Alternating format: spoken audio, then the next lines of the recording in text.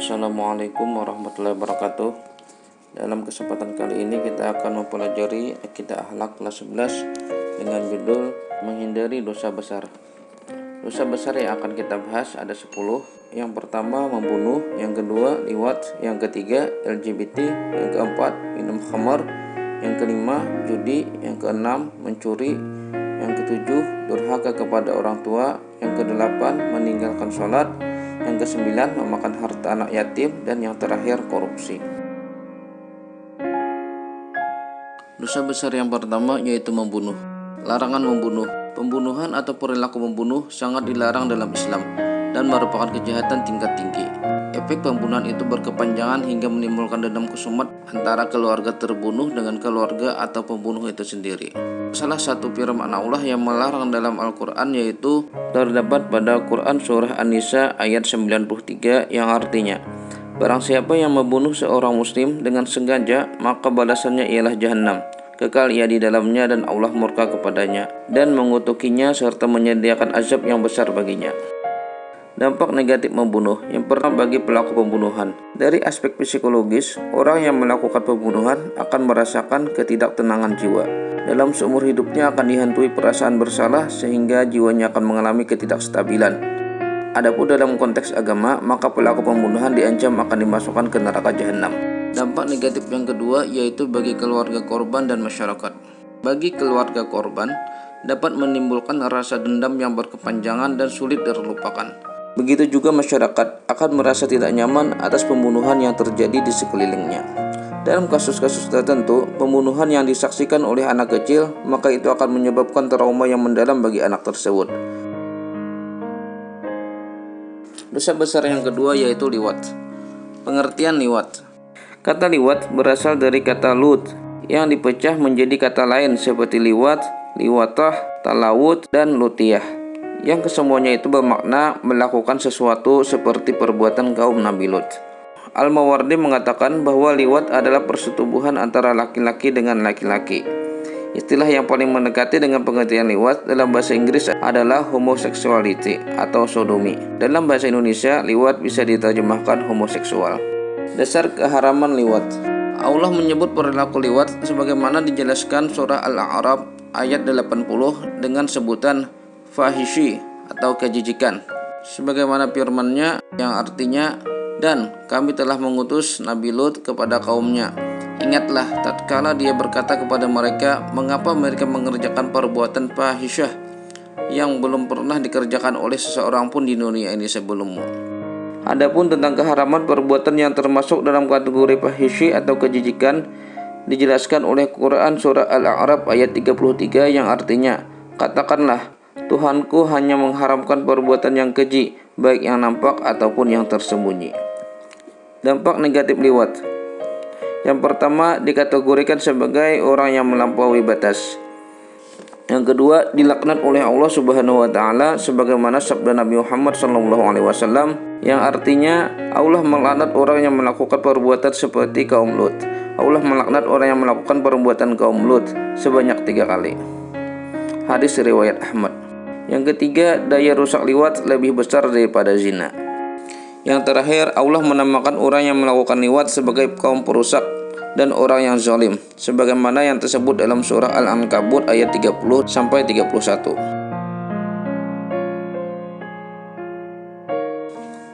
Dosa besar yang ketiga yaitu LGBT, lesbian, gay, biseksual, dan transgender. LGBT merupakan perilaku seks menyimpang, bertentangan dengan hukum Islam dan sangat mengkhawatirkan bagi kehidupan umat manusia. LGBT terdiri dari lesbian, yaitu pasangan perempuan dengan perempuan. Yang kedua, gay, yaitu pasangan laki-laki dengan laki-laki. Yang ketiga, biseksual, yaitu tertarik kepada kedua jenis kelamin, baik kepada laki-laki maupun kepada perempuan. Yang terakhir, transgender, yaitu orang yang memiliki gender atau ekspresi gender yang berbeda dengan seksnya yang ditunjuk pada saat lahir. Dasar keharaman LGBT. Dasar keharaman lesbian merujuk kepada beberapa surah Al-Quran, yaitu Al-Mu'minun ayat 5-7, An-Nisa ayat 119, kemudian surah Al-A'raf ayat 33. Dampak negatif LGBT. Yang pertama, pelakunya akan dibinasakan oleh Allah Subhanahu wa taala. Yang kedua, LGBT dapat menimbulkan penyakit. Penyakit yang ditimbulkan oleh LGBT tidak hanya menyangkut pada penyakit jasmani, tetapi juga penyakit kejiwaan. Di antara penyakit jasmani yang ditimbulkan oleh LGBT adalah penyakit kelamin dan HIV/AIDS. Adapun penyakit kejiwaan yang ditimbulkan oleh LGBT adalah hilangnya orientasi yang normal atas perilaku seksualnya yang sangat mendorong kepada perbuatan-perbuatan kejahatan lainnya. Yang terakhir, merusak tata kehidupan sosial. Perilaku ini akan merusak tatanan sosial karena sudah tidak memperhatikan nilai-nilai sosial dan agama yang menghendaki adanya keteraturan. Dosa besar yang keempat yaitu meminum khamar. Pengertian khamar. Khamar secara kebahasaan berarti menghalangi dan menutupi. Dinamakan demikian karena khamar dapat menyelubungi dan menghalangi akal. Majelis Ulama Indonesia mendefinisikan khamar sebagai segala sesuatu baik minuman atau wujud lain yang dapat menghilangkan akal dan digunakan untuk bersenang-senang. Sehingga dari definisi ini penyalahgunaan obat-obatan termasuk dalam kategori khamar. Dampak mengkonsumsi khamar. Yang pertama, melanggar larangan agama. Yang kedua, memicu perbuatan jahat lainnya. Yang ketiga, terlarang melaksanakan ibadah. Yang keempat, menimbulkan gangguan mental organik. Yang kelima, mendapat sanksi, baik itu dari sanksi agama maupun sanksi hukum. Cara menghindari perilaku meminum khamar. Yang pertama, meningkatkan ketaatan dengan ibadah dan amal soleh. Yang kedua, meyakini bahwa mengkonsumsi miras dan segala macam bentuknya adalah perbuatan keji dan diancam masuk neraka. Yang ketiga, menyadari dengan sepenuh hati bahwa mengkonsumsi minuman keras itu tidak ada gunanya, bahkan akan merusak masa depan. Hikmah larangan perilaku minum khamar. Yang pertama, masyarakat terhindar dari kejahatan yang dilakukan oleh seseorang yang diakibatkan oleh minuman khamar. Yang kedua, menjaga kesehatan jasmani dan rohani dari penyakit yang ditimbulkan dari meminum khamar. Yang ketiga, menjaga hati agar tetap taqarrub kepada Allah dan mengerjakan salat sehingga selalu memperoleh cahaya hikmah. Dosa besar yang kelima yaitu judi. Pengertian judi. Judi diartikan sebagai suatu kegiatan pertaruhan untuk memperoleh keuntungan dari hasil suatu pertandingan, permainan, atau kejadian yang hasilnya tidak dapat diduga sebelumnya. Unsur-unsur judi. Unsur-unsur judi ada 3. Yang pertama, permainan. Yang kedua, untung-untungan. Dan yang terakhir, adanya taruhan. Dampak negatif judi. Dampak negatif yang ditimbulkan dari perilaku judi yaitu yang pertama, judi adalah perbuatan syaitan. Yang kedua, merusak ukhuwah, menimbulkan permusuhan dan kebencian. Yang ketiga, menghilangkan semangat untuk bekerja. Dan yang terakhir, melupakan zikrullah dan sholat. Cara menghindari perilaku judi. Yang pertama, para tokoh masyarakat, tokoh agama, dan pemerintah harus bergandeng tangan untuk bersama-sama memberantas perjudian. Yang kedua, setiap individu berusaha menghindari pergaulan dengan penjudi. Yang ketiga, setiap pelaku perjudian harus menyadari bahwa perilaku itu adalah melanggar ketentuan agama dan negara.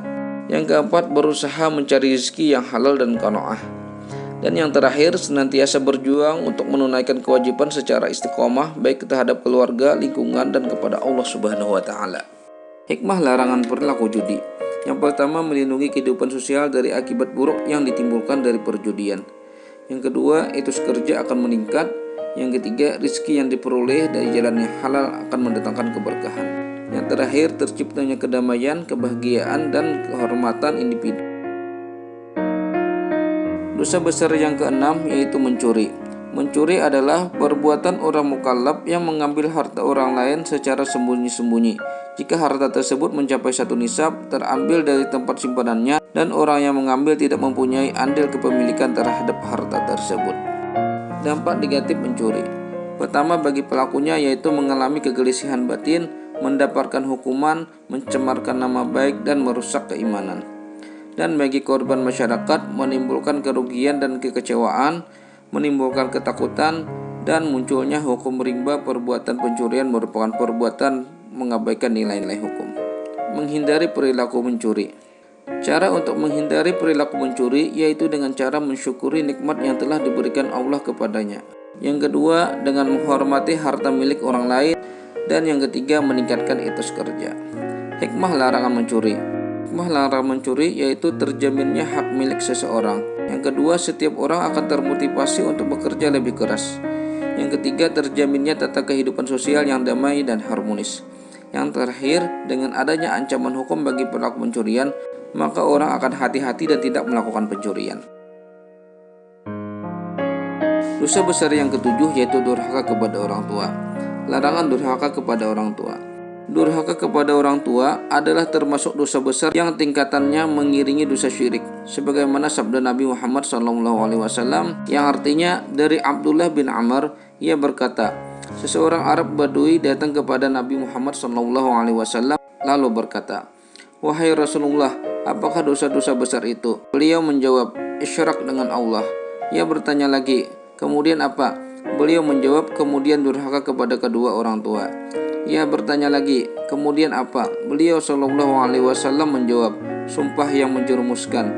Aku bertanya, "Apa sumpah yang menjerumuskan itu?" Beliau SAW menjawab, "Sumpah dusta yang menjadikan dia mengambil harta orang muslim." Hadis riwayat Bukhari. Bentuk perbuatan durhaka kepada orang tua. Yang pertama, mengucapkan perkataan yang menunjukkan tidak suka, seperti atau semacamnya. Yang kedua, bermuka masam dan cemburut kepada orang tua. Yang ketiga, mencela orang tua baik secara langsung maupun tidak langsung. Yang keempat, memandang sinis kepada orang tua. Yang kelima, malu menyebut mereka sebagai orang tuanya. Yang keenam, memberatkan orang tua dengan banyak permintaan. Yang ketujuh, bagi laki-laki yang sudah menikah lebih mementingkan istri daripada orang tua. Yang terakhir, menelantarkan orang tua ketika masa tua atau sedang membutuhkan anaknya. Dampak negatif durhaka kepada orang tua. Yang pertama, dibenci Allah Subhanahu wa taala. Yang kedua, disegerakan untuk mendapat azab di dunia. Yang ketiga, terhalang masuk surga. Yang keempat, termasuk golongan orang-orang yang hina. Dosa besar yang kedelapan yaitu meninggalkan sholat.